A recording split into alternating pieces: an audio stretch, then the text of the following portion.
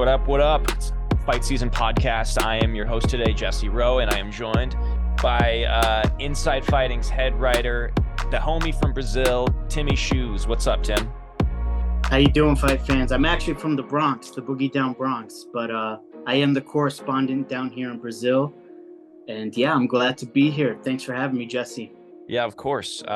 Before we get started, there's just one thing. This is a little bit of housekeeping on behalf of the hosting duties today. It is Timmy Shoes' birthday. Happy birthday, Timmy. This episode will be released on Tuesday. It's Monday as we're recording, but happy birthday, my man. Thank you, man. I appreciate that. Yeah. Another revolution around the sun. How old are you now? You look like you're like 24 because you just shaved. So yeah. How old are you now? Yep. I took the years off with the facial hair, but I'm actually 33 today.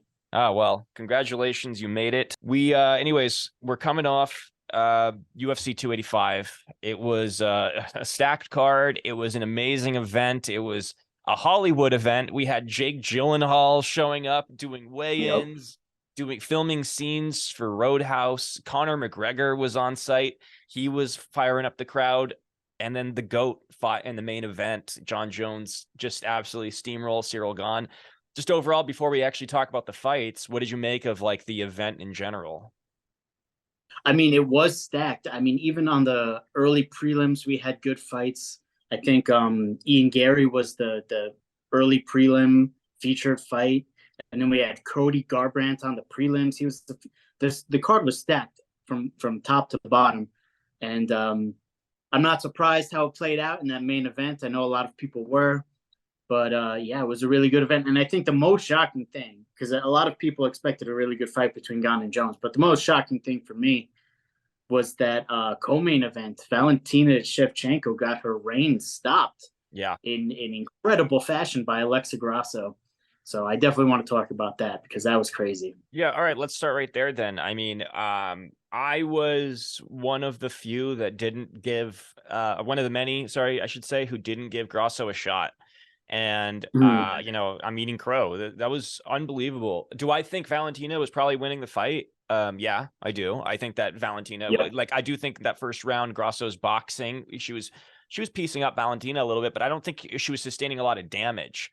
And I think that the most shocking thing about it, it's not necessarily that she won, it's how she won by submission against Valentina, was that nobody, even Joe Rogan was like screaming on the telecast, like, by submission. He was shocked. He was shocked that it happened that way because everybody's expecting that the only way Grasso was going to win was by something standing. Awesome. Now we have 3 champions from Mexico. She's the first female champion from Mexico. And it's just, I love it. I live, 120 miles from the Mexican border here in LA, or maybe more than that. I don't know. It's probably like 200 miles. But anyways, it's, I just feel a kinship to the country of Mexico. So it was very exciting for me. The timeline for Mexican MMA and the UFC right now is crazy. 283, Brandon Moreno gets his belt back. 284, Yair Rodriguez becomes the interim featherweight champion. And now 285, Alexa Grasso. Wow. So in 3 months, we have 3 Mexican champions. That didn't every even single register month. With me. That it was 3 in a row. That didn't even register with me. The things that stick out the most to me for that bout, I'm going to get lost in the weeds a little bit for these MMA conspiracy theories. But one thing I want to talk about is I think Alexa Grasso's win over Valentina Schevchenko shows just how crazy Jon Jones' career has been. Let me explain that. Because after the fight, Alexa Grasso's team released footage of her training to jump on Valentina's back when she threw her spinning kicks. Right. And we've seen that so many times before. We saw Leon Edwards' team release footage of him training that left head kick. The feint jab and then the high kick. Yeah. Getting Usman to lean his head, basically using the jabs to lean his head into the kick. Yeah, I've seen that. It's correct. It's incredible. I mean, we've seen it. There's other examples. I know Jorge Masvidal, that flying knee against Ben Askren. I know it's not a championship fight, but he was training that flying knee for Ben Askren. There's so the point I'm trying to make is that there's one more that just came out. I'm going to tell you after you do your take. When you're at the top for that long, like Valentina was, she had a very long, dominant run. People find things to exploit, and that's what happens. And I think that even goes to show how crazy Jon Jones's run has been, because there's no fighter who has more footage on him than Jon Jones, and people still haven't been able to beat him. Yeah. So I think that's crazy, and I think it's another example of a championship women's MMA fight. Some of the craziest upsets for underdogs, right, in the UFC have been these championship fights. We had Ronda Rousey and Holly Holm. That was the first one. Could have made a lot of money there. Then Juliana Pena versus Amanda Nunes, and now Alexa Grasso versus Schevchenko. Yeah. I don't know which one's crazier. For me personally, I would probably go Pena Nunes. Yeah. But yeah, man, just incredible. I agree with that. I'm not, because I'm, like when I look at Grasso, it actually, like, do I think she'll win the rematch? No, but I could see her winning the rematch more than I could see Pena winning the rematch, I guess, against Nunes, right? I think it's just like, I just have a different vibe about Grasso, where I was like, oh, she actually, she seemed to have a genuine, like, true understanding of her opponent in that fight, which was she also so impressive. She lost the second and third rounds, but if I'm not mistaken, in the first round, she cracked Valentina. I don't know. I think that she won that round. I think that she did crack her, but I think that, like, it was more like volume. I think maybe like one or two were like heavy. I don't think Valentina sustained a lot of damage. I could be wrong. That could be why it was so tough for her to get up from that submission. So who knows? But I do. Yeah, I think she gave up her back. In that first round, Alexa cracked her, and Valentina was like, because the reason Valentina is so good is because she makes adjustments so well during fights. She got cracked on the feet, and she's like, why am I standing with this girl? I'm going to take her down and control her. And then she did that up until she threw that, ill-fated spinning back kick that Alexa had been preparing for. That's exactly what yeah, and I think that's exactly what happened in our Inside Fighting's good friend Jalin Turner's fight. I think that was an unfortunate thing that happened, is that Jalin was just piecing up Gamrot in that first round, and Gamrot was just like, what am I doing here? Like, I've got a clear advantage in one area and I'm not using it. And then the next two rounds, it was like Jalin, it was just body control basically. And now that was a split decision. I just want to throw this out here. Jalin, if you're listening, for the fans out there, I thought he won. I thought he won 29-28, which I think is what the judge who gave him the scorecards scored it, because Gamrot was taking him down, but he wasn't doing damage. There was such a clear difference in the power. Right. When Jalin landed, Gamrot got hurt. You could see it. I think in the second round, he was out on skates. He was on his bicycle. I think that's when his game plan changed. I mean, I think that it clearly changed. He was like, I can't win this fight on my feet. I'm going to have to wrestle him. And it's almost like Jalin had a little too much success early. Just because, I agree with you. I think if we're talking about like damage and who put up a better performance, like, I think Jalin wins that fight 9 times out of 10. It's an unfortunate part of MMA scoring if you don't like that sort of thing, where the guy who probably put up the better fight ends up losing on, just technicalities of the score system, so either way, great performance from both guys. That was a really good fight. It was the Shavkat Jeff Neal fight was probably fight of the night, and if I'm not mistaken, and just an absolute war from both guys. Let's really quickly, Shavkat, do you think he's on a title fight path right now? Absolutely. It's not a question of if, it's a question of when. He's undefeated. He just beat Jeff Neal. It was a great fight, Standing submissions are always crazy to see. It's like one of my favorite ways to finish a fight is a standing submission. Yep. And Shavkat proved a lot in that fight. He got cracked by Jeff Neal, and he took those shots well. And they don't call Jeff Neal hands of steel because he's got pillow hands, right? The dude hits hard, and Shavkat weathered that storm. And he got cracked a few times, so he showed a lot. It was reminiscent in a way of the Hamzat and the Burns fight, just because we saw Hamzat that we didn't see, and it was a great barn burner back and forth. And I think, Shavkat's getting all buddy with Laura Sanko. That's a fun little storyline.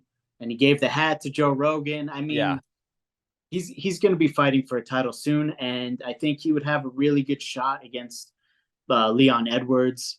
So a more intriguing fight would be Kamaru Usman, but I spoke to Kevin Lee about that on how to fuck up your parlay this week, and he said that he trains with Shavkat, and he feels like he would stand a really good chance against Leon. I didn't ask him about how he would stand a chance against Usman. I should have done that, but we were on a time constraint doing the show. But I feel like he would say the same thing. I think Shavkat's the real deal. And in fact, like, I'm mad at myself for not picking him to be the welterweight champion at the end of the year, because I was thinking it would be Khamzat, but I didn't have the foresight to think, he's not doing welterweight again. He's going to middleweight. So at least that's what I expect is going to happen. So let's moving on. Let's just get right into it. What did you think of the main event? I mean, look, obviously Jon Jones it's undeniable. You're an idiot if you don't think he's the best fighter who ever lived. You're just an idiot. Or you're just seeing something that I'm not, because he cut through Gane like butter. And I think the most impressive thing that people aren't mentioning is not just the fact that he submitted him. It's the fact that Gane threw like a full force speed punch at Jones, and Jones just like ducked it like he was Floyd Mayweather, and just takes him down within like 2 seconds. That was one of the most amazing things I've ever seen. It was like he knew that the shot was coming. It was Houston Astros sign stealing. It was like telegraphed or something. It was unbelievable. I don't know what you made of it. Perfect slipped. To quote a friend of Inside Fighting, Nate Diaz, "I'm not surprised, motherfuckers." Yeah, I really saw this coming. I didn't think that Jones was going to get the finish so quickly and make it look so easy, but I really had a feeling that the difference in the grappling was just going to be too much. I think it was Francis Olympic versus high school. I mean, that's what it felt like. That's really what it felt like. I mean, you look at the exchanges. If you look back at the fight with Francis Ngannou, I think Francis Ngannou wrote the book on how to beat Gane. Is you have to use your wrestling. But when Francis was wrestling Gane was able to just use his strength and his athleticism to get back to his feet. His technique isn't there. And he would have won that fight if he doesn't go for that heel hook. That was really dumb for him to do that. But yeah. I think that showed just the difference. So I think the book is out on how to beat Gane. You have to take him down.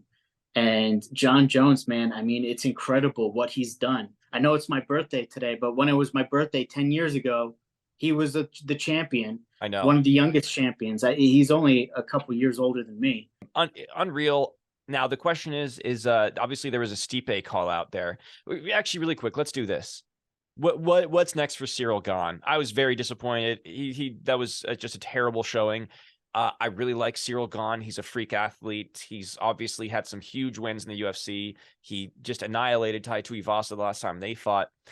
What do you think, really quick, what do you think is next for him? Because I think this is actually a big step backwards for his chances of being an undisputed heavyweight champion. Obviously he was an interim, but now you've got Stipe waiting in the wings to fight Jon Jones. You've got Pavlovich, who was the backup fighter for this event. He deserves a title shot. I mean, he's annihilating everybody he fights. Where do you see for Gane? Listen, the book is out on how to beat him. So now we're going to learn, because if the fight stands on the feet, he can beat anyone in that heavyweight division. You know, if Jon Jones wasn't able to take him down, he might have won that fight, right? But the book is out on how to beat him. After Francis Ngannou, who, by the way, had never even attempted a takedown in his UFC career, after Francis Ngannou beat him, Khabib offered to train Gane. He said, come to Dagestan for a year and a half, 2 years, learn how to wrestle. He's going to have to make that adjustment. I don't know if he's actually going to go take up Khabib on that offer, if that offer even still stands, because that was before Khabib took a break from the sport. But, he's going to have to link up with somebody like a Henry Cejudo who helped Jon Jones, so that's probably unlikely. But he has to make adjustments because his striking is there. He just has to bring it all together as a martial artist. He was undefeated in Muay Thai, and he was undefeated until Ngannou and Jones in MMA, and both those guys beat him with the grappling. So you look at the guys in the heavyweight division, and any guy with elite wrestling, you can't pick Gane to win that fight. If Curtis Blades beats Pavlovich, and then Blades fights Gane, I think Blades takes that fight because he's just going to take him down and control him. So it's really a question. I don't know if Gane is going to want to take some time off to work on his wrestling. That's really what I would think is the best course for him. But you never know with the fighters. I don't know what kind of personality he has. Some guys want to get right back out there. And, well, it's also, he didn't take a lot of Tom damage. Aspinall's out. Yeah, he didn't take a lot of damage. Tom Aspinall's out. So I don't know who else would be in the top of the division. He already beat Volkov, I think. So yeah, I don't even know if there's anyone else around for him, who he wants to fight. yeah. I'm a fan of Ciryl Gane, but that was disappointing. I hope I agree. Take some time. Take Khabib up on it. Go to Dagestan for a year. Maybe you'll learn a thing or two. But also really quick, Stipe got a call out, and so that looks like it's going to be the next fight. I don't see it going all that much differently, although I do think Stipe is a much better matchup for Jones. I think that Stipe is the greatest heavyweight, or arguably the greatest heavyweight ever. Jones even credited him with that. But I do think Jones will handle him. I mean, Stipe's had some inactivity. He's been focusing on being a firefighter. Yeah. And although, ring rust, we didn't see much with Jones, although we didn't really, as Dana White pointed out, we didn't really get a chance to see ring rust because it was so quick. How do you see the Stipe fight going? I think, it's a more interesting matchup because Stipe has good takedown defense. He has good wrestling, and he is a solid boxer. But in terms of the stand-up, he's got a big reach disadvantage, if I'm not mistaken. And also, if you look at his last couple fights, I mean, he got annihilated by Francis Ngannou. That was his last fight. Some guys, they don't come back the same after getting knocked out. I think the most interesting question to ask right now is who in that heavyweight division could beat Jon Jones. I don't think Stipe is the guy, but, don't want to underestimate Stipe. It's an MMA fight. None of them are played out on paper. I think Curtis Blades is a really interesting fight because Curtis Blades might be the best wrestler in that division, or at least he was until Jon Jones now entered the division. So Curtis Blades is a really interesting fight. Pavlovich is an interesting fight, but I think Pavlovich relies on his striking too much, and I think Jones has more skills. And then Tom Aspinall, who's injured still, if I'm not mistaken, he is recovering from knee surgery. He might be out for a while. But, I mean, you look at the top 10 in the heavyweight, and it's like Jon Jones might be set up to go on another title run. I could see him defending that belt three times to match Stipe's record, 4 times even, and then retiring. I mean, that would put such distance between him and the next closest guy, GSP, that it would be like Nolan Ryan's strikeout record. No one's ever going to come close to that, I'll say the same thing about Jon Jones that I always say. He's fought more times defending the belt than he's fought just any regular non-title fight. Yep. More title fights than he's had non-title fights. That's how unbelievable this guy is. So let's transition now this weekend. We've got a big, huge, consequential fight in the bantamweight division. It's we got 2 big consequential fights this month in the bantamweight division. We've got Merab Dvalishvili versus Petr Yan. Obviously, Yan is coming off of a controversial loss to Sean O'Malley. Merab is coming off of a win over Jose Aldo. And this is basically, it's not a title eliminator technically, but it feels like it's a title eliminator away from a title eliminator type of fight. And there's a few of those going around this month. Volkov, you mentioned Volkov. He's fighting on this card against Alexander Romanov, and then the Nikita Krylov fight versus Ryan Spann has been rescheduled to this card as at a catch weight. But the big fight is obviously the main event, and we've got that fight already happened. Nikita Krylov versus Ryan. No. It got rescheduled. Yeah, it got rescheduled. That it became the not the Brendan Allen fight. It was something else. It was Munoz versus Allen. Yeah, it was Brendan Allen. Okay, Andre Munoz. So this is huge. I don't know who to pick. I'm leaning Petr Yan. I feel like Yan is just on a warpath right now because he feels like he's gotten a little screwed. He had obviously the knee to Aljo's head that led to Aljo getting the belt. Where I think people felt like Yan was winning that fight at that point. There, and then there's even Aljo said Yan was winning the fight to that point. Yeah. So and then there's the feeling like he beat Sean O'Malley. I just think Yan is dangerous right now, and my money would be on Petr Yan, but this isn't how to fuck up your parlay. So what do you make of it? I'm going to go with Yan too, because we know what Merab's game plan is going to be. He's going to try to take him down. He's going to try to use his wrestling. He's going to try to control the pace. But and that's what Merab did against Jose Aldo, who has really good takedown defense, but wasn't able to do much except hold on to Aldo, right? But Yan has great takedown defense, and he's a really crisp striker. He's a little bit more dynamic, and I think he has more tools overall. So I'm going to go with Yan. I see Yan getting this out, grinding out a decision, something like that. And you're right. He's going to be dangerous. He's going to be hungry because he's felt like he's gotten screwed over the last couple of fights. Yeah. Even the second fight with Aljo, a lot of people thought that he won. And so there's a lot of movement. Sorry. I meant to mention that. I know there was 2 fights ago. I spoke as if they were back to back, but I am aware of that. But yeah, just he's kind of been somewhat unlucky, I guess I should say.